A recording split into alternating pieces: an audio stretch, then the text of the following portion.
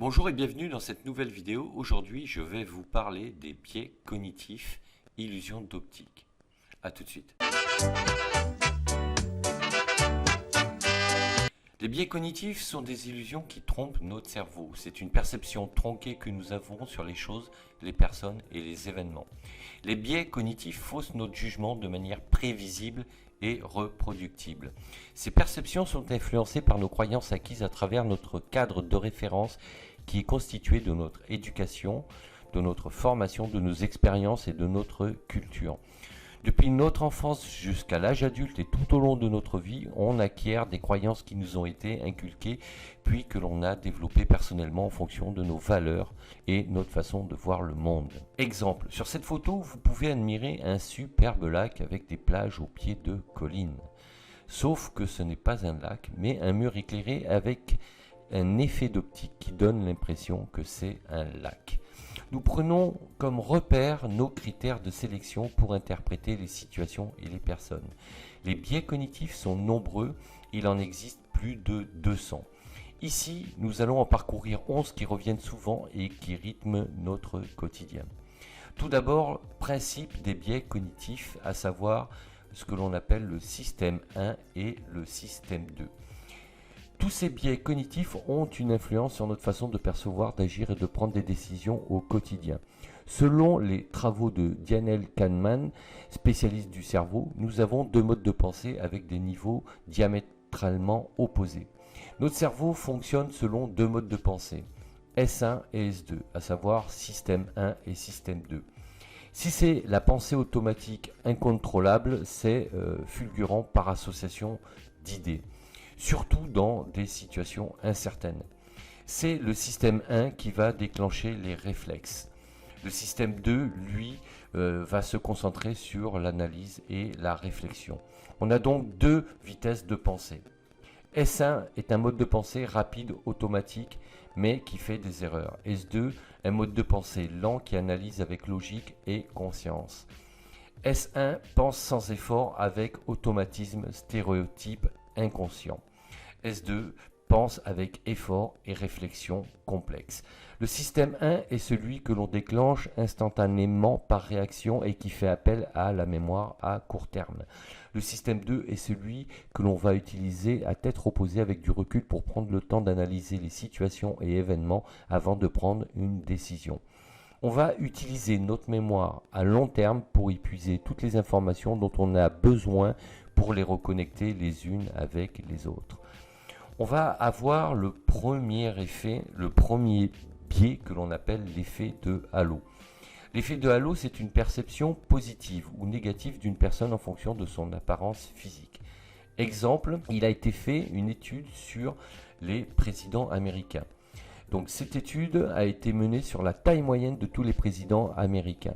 Il s'avère qu'elle est de 1,83 m alors que la taille moyenne des Américains est de 1,75 m. Le fait que les candidats aient des caractéristiques physiques avec des grandes tailles suppose que l'on va leur attribuer des caractéristiques positives. On va considérer qu'ils sont costauds et donc fiables. C'est inconscient, mais les statistiques parlent d'elles-mêmes. Autre exemple sur l'emploi. Aux USA, les gens plus grands gagnent 300 $ de plus par centimètre que les autres. On va attribuer des caractéristiques à des gens que l'on ne connaît pas en fonction de leurs traits physiques et apparence. Ensuite, on aura le biais d'ancrage. On a souvent du mal à faire évoluer une idée reçue sur une première impression. On a des difficultés à faire évoluer son jugement sur un phénomène que l'on ne connaît pas. L'effet d'ancrage consiste à influencer le jugement par la suggestion orientée. Exemple, est-ce que le requin tue plus de 200 personnes par an? Si vous posez cette question à quelqu'un, vous suggérez que cet animal est un tueur d'hommes et qu'il est donc un des plus dangereux par rapport donc au nombre de décès par an que connaissent donc les êtres humains. Or, ce biais-là est complètement faux puisqu'en réalité ce sont les moustiques qui tuent le plus de populations et d'êtres humains sur Terre par an. Dans l'inconscient collectif, l'attaque de requin est quelque chose de terrifiant. et les gens associent cette perception à la réalité. C'est comme la peur de l'avion, beaucoup de personnes ont peur en avion, cela vient du fait qu'un crash d'avion est toujours spectaculaire. Alors qu'il n'en est rien, puisque en réalité le transport aérien est le moyen de transport le plus fiable au monde. L'effet d'ancrage consiste à donner donc une information que le cerveau de l'interlocuteur va utiliser comme référence. Plus l'ancrage sera précis, plus il sera fort et puissant. Autre exemple, une expérience a été faite en présentant une maison à la vente avec deux prix. Et on a demandé aux gens de proposer leur prix pour cette maison. Le premier prix affiché était de 800 000 $. Les gens ont fait une proposition à 751 000 $. Le deuxième prix affiché était de 799 800 $. Les gens ont fait une proposition de 784 000 $. Ainsi, on constate que lorsque l'ancrage est avec une valeur précise, il est beaucoup plus puissant qu'avec une valeur faible. Ensuite, on aura un autre biais, l'effet d'amorçage et biais implicite. Là aussi, l'effet d'amorçage consiste à faire associer un élément annoncé à la réponse. Si je vous dis blanc, blanc, blanc et que je vous pose la question que boit la vache, vous allez répondre certainement du lait. Votre système 1 va vous faire associer la couleur blanche au lait que produit la vache. Pourquoi ? Parce que ces deux mots sont enregistrés dans votre mémoire en faisant référence à la vache, alors qu'en réalité la vache boit de l'eau. Vous avez répondu avec le système 1 de votre cerveau en donnant une réponse rapide. Les éléments de contexte implicite vont avoir donc une influence sur nos éléments de réponse. L'amorçage consiste à empêcher de raisonner correctement en influençant l'interlocuteur. Il prend comme critère et repère les informations que vous lui transmettez et prend sa décision en fonction. S'il utilise son système 2, il prendra du recul pour analyser ce que vous dites et aura plus de chances de déjouer l'amorçage. Ensuite, on va avoir ce que l'on appelle le biais des coûts irrécupérables. Lorsqu'on est confronté à un achat de produit avec un prix élevé et un prix plus bas en même temps, et que l'on doit finalement choisir un sans pouvoir annuler l'autre, on gardera celui acheté le plus cher. Exemple, vous faites une réservation d'hôtel à 60 € et une à 150 €. Par la suite, vous vous apercevez que vous avez fait ces deux réservations pour le même week-end et vous devez en annuler une. Dans les expériences menées, les gens ont gardé majoritairement celle à 150 €, même si le lieu de la réservation à 60 € était finalement mieux. Car notre cerveau considère qu'un produit cher sera meilleur, ce qui influence notre décision. Le raisonnement est que lorsque l'on fait une dépense élevée, on souhaite la rentabiliser au mieux. C'est la notion de perte potentielle qui rentre en jeu et non d'intérêt intrinsèque du produit. Ensuite, on aura le biais de cadrage. Lorsqu'il y a des gains, on fuit le risque, même si le gain est faible. Lorsqu'il y a des pertes, on prend le risque, même si le risque est élevé. Exemple, une étude a été menée avec le cas d'une maladie qui a touché 600 personnes. Deux traitements ont été proposés. Le premier traitement permet de sauver 200 personnes. Le deuxième traitement, donc le traitement B, permet de sauver une personne sur 3 et de sauver les 600 personnes, mais avec 2 chances sur 3 de décéder. Résultat, 72% des gens choisissent le traitement A. Autre exemple, toujours avec 600 personnes malades. Le premier traitement avec le traitement C, 400 personnes vont mourir. Deuxième traitement, avec le traitement D, il y a une chance sur 3 pour que personne ne meure et 2 chances sur 3 que tout le monde meure. Résultat, 68% des gens ont choisi le traitement D. Ici, vous voyez un tableau récapitulatif des 4 choix avec le pourcentage des réponses. Pour le premier exemple, la réponse A, lorsqu'il y a des gains, c'est-à-dire la possibilité de sauver 200 personnes, on fuit le risque même si le gain est faible. Pour le deuxième exemple, la réponse D, lorsqu'il y a des pertes potentielles annoncées, on prend le risque même s'il est élevé. On peut donc en conclure que gain annoncé égale pas de prise de risque, perte annoncée égale prise de risque. Ensuite, on aura le biais d'évaluation des probabilités. Notre cerveau ne sait pas évaluer un risque faible, très faible ou fort ou très fort. C'est ce qui déclenche les peurs basées plutôt sur les ressentis que sur la réalité. Ce sont donc les émotions qui prennent le relais sur notre cerveau. Ensuite, on aura le biais de surestimation de soi. La surestimation de soi, c'est considérer que le risque encouru ne concerne que les autres. On ne se sent pas concerné par le problème. Les accidents, c'est pour les autres. Moi, je ne risque rien car je suis toujours prudent. Évidemment, ce biais cognitif empêche de prendre en compte des facteurs externes que l'on ne maîtrise pas. Ensuite, on aura l'ultra-crépidarianisme. C'est donner son avis sur des sujets dont on n'a pas les compétences. Beaucoup de gens ont eu accès à des informations sur un sujet et pensent ainsi en détenir les connaissances. Or, une information n'est pas une connaissance qui, elle, est reproductible et permet d'acquérir des compétences en la matière. Une compétence étant une connaissance que l'on applique. Vous regardez un bulletin météo à la télé et ce n'est pas pour autant que vous devenez météorologue. La météorologie est un domaine qui comprend de nombreux phénomènes qui ont pour certains des explications très techniques et qui malgré tout restent souvent imprévisibles. Cela implique des années d'études et de pratiques. C'est ce que l'on appelle l'effet Dunning-Kruger. Ces deux scientifiques britanniques et américains ont étudié le phénomène de l'ultracrépidarianisme. Ils ont fait une expérience en 1999 et ont publié leurs résultats. Quel est le niveau de confiance en fonction du niveau de connaissance d'un sujet ? Il apparaît que dès qu'on a un peu de connaissance sur un sujet, on a tendance à s'exprimer dessus avec une surconfiance. Et c'est l'approfondissement du sujet qui met en évidence la surconfiance que l'on a en s'exprimant et donnant son avis. On devient plus modeste et pondéré lorsque l'on travaille beaucoup plus le sujet. D'après leurs travaux, cela s'explique par notre incapacité à se juger soi-même. Ils ont créé une courbe qui résume bien ce phénomène. Cela rejoint également l'idée du processus d'apprentissage de l'incompétent au compétent. Je vous invite à lire cet article sur ce sujet. Le premier niveau de la courbe met en évidence que lorsqu'on a quelques connaissances sur un sujet, on atteint le niveau de confiance élevé qui, en fait, n'est autre que le sommet du mont stupide. Sur le deuxième niveau, en approfondissant le sujet, on constate que l'on est loin de connaître le sujet. C'est ce que Dunning et Kruger appellent le moment de la vallée du désespoir. C'est-à-dire que notre confiance baisse et on pense ne plus avoir retenu ce que l'on a appris. C'est ce que l'on constate sur ce graphique avec une chute de confiance considérable.